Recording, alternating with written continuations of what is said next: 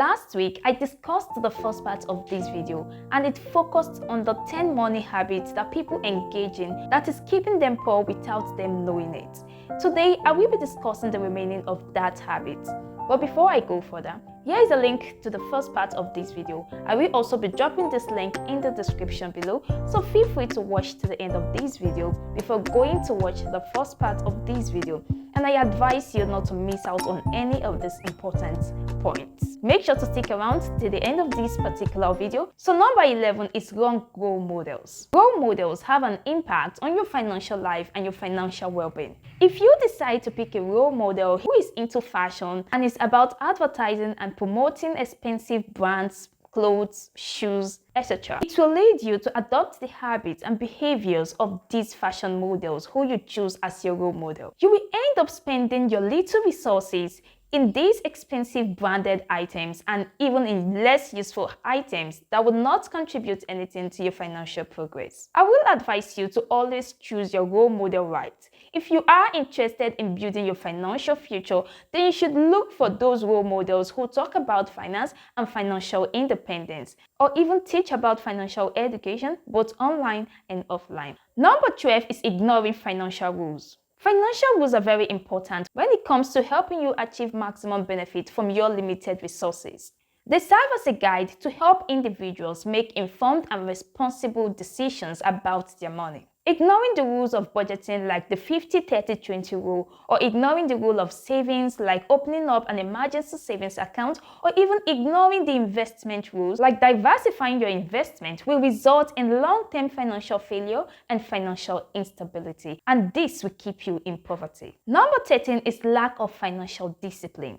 Financial discipline means you're making responsible decisions about your finances. It means you are able to take the right decision when it comes to spending, to saving, or investing your resources. Without financial discipline, it will be difficult for you to stick to your financial goals, whether be it you have a goal of attending higher education, or you have a goal of wanting to buy a home, or you have a goal of wanting to make a particular investment in a particular financial asset. All these goals will not be achieved if you don't have financial discipline. Most people lack financial discipline. They don't know when to save money and when to spend money, when to invest money and when to lavish money. There are different times for different activities. You have to discipline yourself financially to avoid overspending your limited resources, especially on less useful items that will not contribute to your financial stability.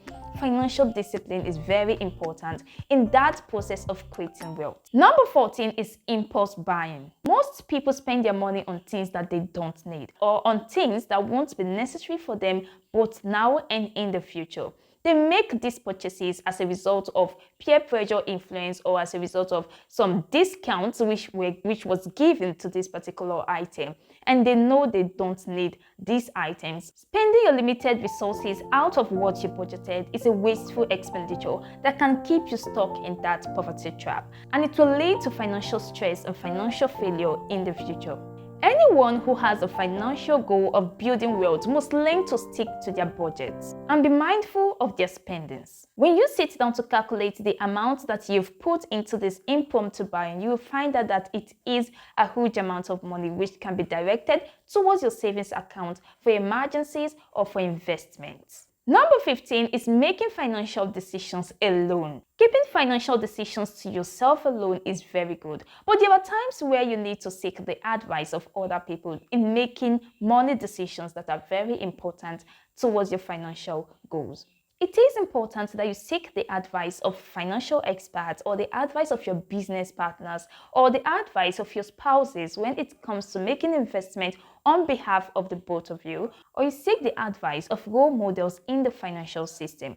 Seeking the contribution of others when making financial decisions will raise up other insights in that issue which you didn't see.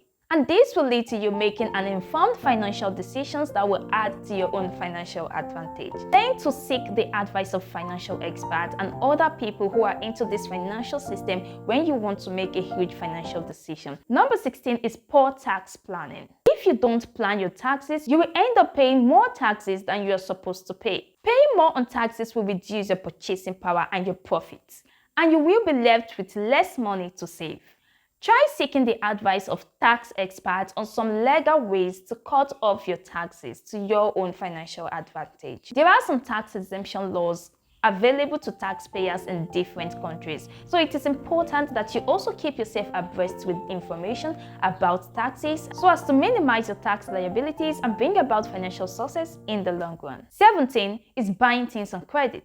Anytime you buy something without paying for it immediately, there is a particular interest that is added to the price of that item. Example of these items may be you buying some food items or buying a house or buying a car on credit. This habit of people buying things on credit will leave them indebted for a long period of time, but it will keep the owner of these items richer. You are paying more than double of those items you buy on credit, and it will keep you poorer because it will reduce the strength of your savings or the strength of your investment. So as much as possible, avoid buying things on credit, especially when you have the money to pay for it at that instance. Number 18 is absence of long-term investment. Most people don't invest in long-term. They are only interested in short-term gains, and that is what is keeping them in poverty. It is important that you incorporate long-term investment into your financial plan. This is because in the long run, inflation will always occur, and when inflation occurs, it will reduce the purchasing power of your money. But whereby you have a long-term investment, the interest from that long-term investment goes hand in hand with the rise in inflation rate. So as inflation rate is increasing, the interest you get from this investment is also increasing, allowing you to maintain the value of your money as if inflation didn't occur. 19 is keeping up with others. This is what I call impressive spending. You're spending your limited resources to impress others, or to impress your neighbor, or to impress your friends. Your friend got a car, you also got a car. Your neighbor bought a dog, you also bought a dog. You forgot that these people you are comparing yourself with are not in the same financial level as you are. And even if they are in the same financial level as you are, they don't have the same financial goals or financial plan as you do. So you must learn to cut down your expenses and live within your means. Stopping this habit will help you to save more money towards emergencies and even save for investment in the long term. Success is not known in the short term, it is known in the long term. 20 is cigarettes and drinks. Have you ever sat down to calculate how much you spend a day, or even a month, or even a year on buying cigarettes and drinks? You will be surprised at how much it is you've invested in these less useful items that have not contributed anything to your financial progress. This money you spend in these less useful items would have been invested in a worthwhile financial asset, and today you would have been reaping the benefit of that investment. To break out of that poverty trap, it is important that you reduce this habit, or rather eliminate this habit of spending your limited resources in buying these items that are not contributing to your financial goal. So rather, anytime you have this urge to spend your money or your limited resources on buying these particular items, get a save whereby you drop those money in that particular save. You will be surprised at how much you've saved so far from stopping this habit. 21 is accumulation of debts. Debt naturally contributes to a natural cycle of financial challenges. Every debt comes with an interest which you're supposed to pay.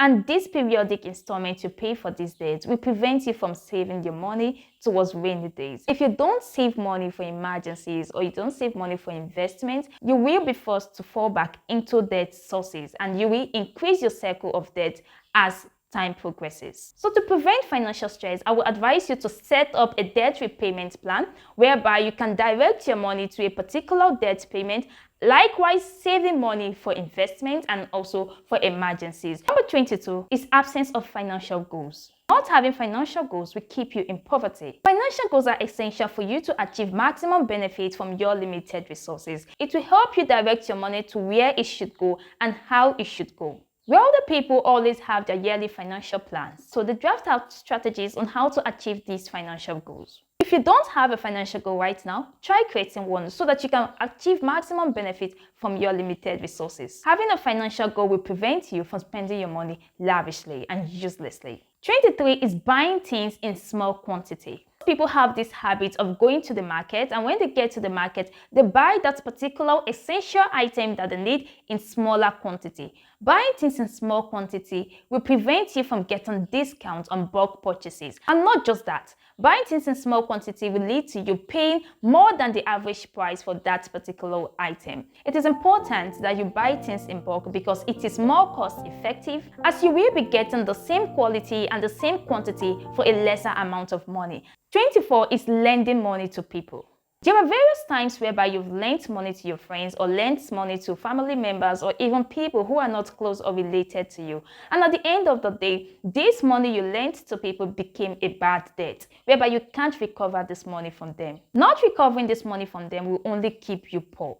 You must prevent lending money to people who cannot pay you back that money. To avoid significant impact on your finances, lend out money you can't afford to lose if they don't pay you back, or you go into a formal agreement on how that money will be paid back to you. This is to prevent you going into financial stress or facing financial failure in the long run. 25 is giving out alms. So many people engage in giving out alms to beggars along the roadside who beg for these alms. This is a bad financial habit. I understand that giving out alms is an act of compassion, but it must be done cautiously and comprehensively. When wealthy people want to give out their money to the needy people, they do it after making budget for it and at a specific period of time. They don't engage in those habits frequently because they know the impact those habits can have in their financial stand. So instead of regularly giving out money to people or to beggars you find in the street, draft a budget plan on how you should give out this money or on how much you should give out